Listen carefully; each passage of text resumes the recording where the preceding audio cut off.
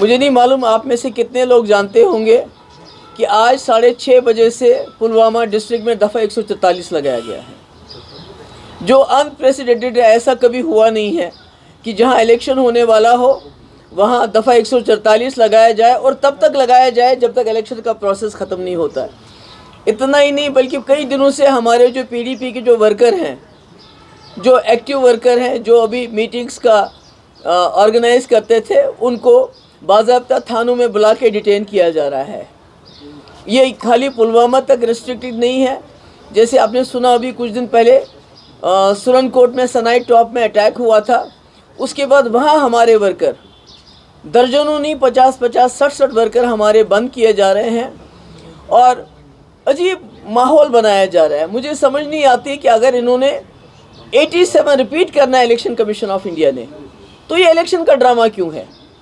اگر انہوں نے یہاں پر اخوان کو کھڑا کرنا ہے، اخوانیوں کی جماعت کو کھڑا کرنا ہے، اپنی پراکسیز کو کھڑا کرنا ہے جن کو یہ سپورٹ کر رہے ہیں، حالانکہ ابھی یہ کھلی طور سے سپورٹ میں نہیں آ رہے ہیں، بیکاز یہ چاہتے ہیں کشمیر کے الیکشن ہو جائے، اس کے بعد یہ راجوری پونچھ میں اپنا سپورٹ ڈکلیئر کریں گے۔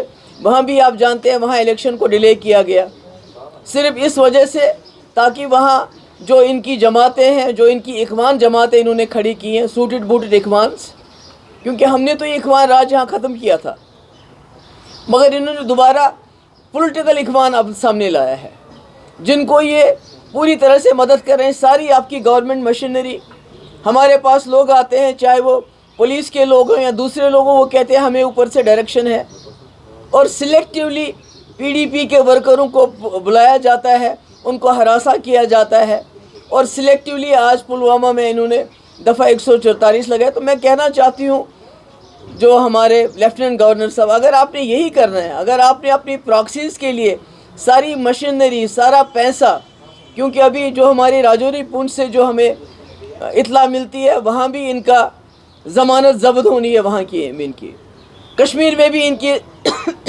جو پارٹیز ہیں ان کی ضمانت ضبط ہونی ہے، مگر مجھے سمجھ نہیں آتا یہ کس بل بوتے پہ اتنی ساری سرکار کی، گورنمنٹ آف انڈیا کی ساری پریسٹیج، ساری مشینری، ساری سرکار اس وقت ان کے حق میں کام کر رہی ہے، اور پی ڈی پی کو سلیکٹیولی ٹارگٹ کیا جا رہا ہے، ہمارے ورکرز کو پکڑ کے بند کیا جا رہا ہے، تھانوں میں ان کو ہراساں کیا جا رہا ہے۔ پرسوں ہمارا 70 سال کا اعظم ملک، اس کو بند کیا اور 2 دن کے بعد اس کو چھوڑ دیا۔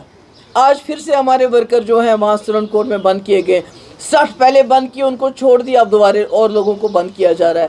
ہماری موومنٹ وہاں کرٹیل ہو رہی ہے۔ یہاں آپ نے دیکھا کہ یہاں پر بھی اس وقت پلوامہ میں بھی بہت برا حال ہے۔ تو مجھے سمجھ نہیں آتی، میری یہی گزارش ہے لیفٹیننٹ گورنر صاحب سے، اگر آپ نے یہی کرنا ہے تو الیکشن کا ڈرامہ کیوں؟ ابھی تو ہم 87 کے کانٹے بھی نہیں نکال پاتے ہیں، ابھی تو ہمارے قبرستان 87 کے جو اس دن دھاندلی ہوئی تھی اس کی وجہ سے بھرے ہوئے ہیں، ہمارے بچے یہ یتیم ہو گئے ہیں، ہماری بیوائیں یہاں ہو گئی ہیں، اور نتیجہ ہے 87 کا الیکشن۔ بڑی مشکل سے واجپئی جی نے 2002 میں ریڈ فورٹ سے اعلان کیا کہ جموں کشمیر میں فری اینڈ فیئر الیکشن ہوئے، اور بڑی مشکل سے کشمیریوں کا بھروسہ ہے اس ووٹ کی پرچی کے اوپر۔ تو اگر آپ آج یہ پھر وہی دھاندلی کرنا چاہتے ہیں تو ہمیں بتائیے، ہم چلے جائیں گے، ہمیں کوئی مجبوری نہیں ہے۔ ہم کیوں لوگوں کو، ورکروں کو اس وقت ان کی جان جو ہے جوخم میں ڈال دیں؟ تو یہی میری گزارش ہے، اور میری جو سری نگر کے سینٹرل کشمیر کے لوگوں سے بھی گزارش ہے، ساؤتھ کشمیر میں اور نارتھ کشمیر میں، خاص کر سینٹرل کشمیر کے لوگوں سے میں کہنا چاہتی ہوں کہ بی جے پی نے یہاں کے لوگوں کو ملزم بنایا، ان کو جیلوں میں ڈالا کسی قصور کے، ہم نے اسی میں سے ایک ملزم کو آپ کا کینڈیڈیٹ بنایا ہے، وحید الرحمان پرا، جس کو 3 سال جیل میں بند رکھا گیا۔ اب آپ کی ذمہ داری بنتی ہے نئی دلی کو یہ میسیج دینا کہ آپ نے ہمارے لڑکوں کو جیلوں میں ڈال دیا، مگر ہم ان کو وکیل بنا کے پارلیمنٹ میں بھیج دیں گے۔ That's all I have to say. If you have any questions, please ask.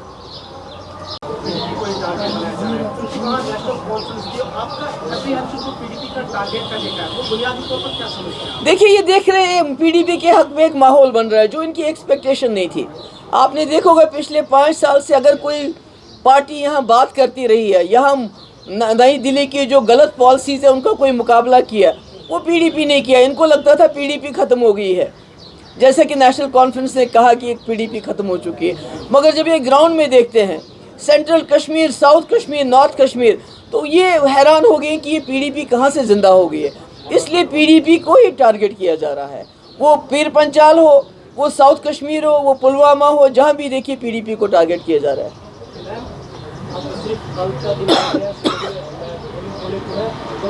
के बाद अब जब इस वक्त इलेक्शन कैंपेन चल रहे हैं तो लोगों की अच्छी खासी तादाद रैलियों में देखी जा रही है। क्या आपको लग रहा है कि लोग इस वक्त अब वोट डालने के लिए पुलिस स्टेशन पे? वही तो इनको पसंद नहीं है।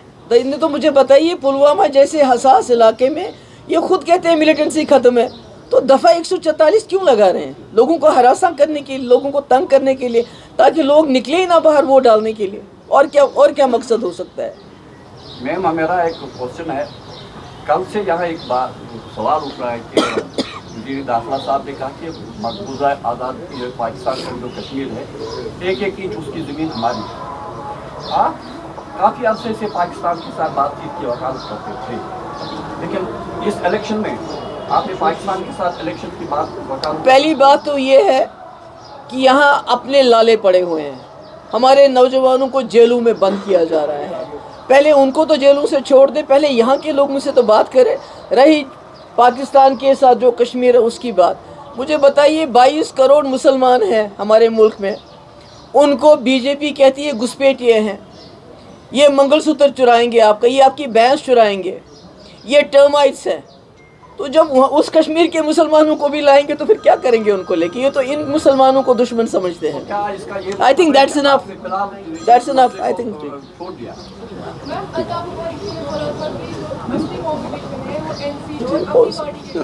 और बात कर लीजिए, कोई और बात कर लीजिए। आप किसकी बात, क्या बात कर रहे हैं आप? कोई और बात कर लीजिए। मैडम, तेलंगाना का जो सीएम है उसने कहा है कि मोदी का सिर्फ पॉलिटिक्स ही सब कुछ है, विनिंग इलेक्शन जीतना। और जो देखिए, आज का मैं फोकस रखना चाहती हूँ, जो यहाँ धांधलियों की तैयारी हो रही है, जो इलेक्शन फिक्स किया जा रहा है, जो एक इखवान जमात को यहाँ लोगों पे मुसल्लत किया जा रहा है, जैसे 87 में हुआ था, उसके नताइज आज तक हम भुगत रहे हैं। आज दोबारा 87 रिपीट हो रहा है, और ये इसके बावजूद हो रहा है। खुद बीजेपी के लीडर अटल बिहारी वाजपेयी ने यहाँ लोगों को भरोसा दिलाया। इस इलेक्शन प्रोसेस में आज उसकी धज्जियाँ उड़ाई जा रही हैं, और ये सिलसिला इलेक्शन को डिले करके पीर पंचाल अनंतनाग सीट से शुरू हुआ, आज पुलवामा में यही हो रहा है। शुक्रिया, बहुत बहुत थैंक यू।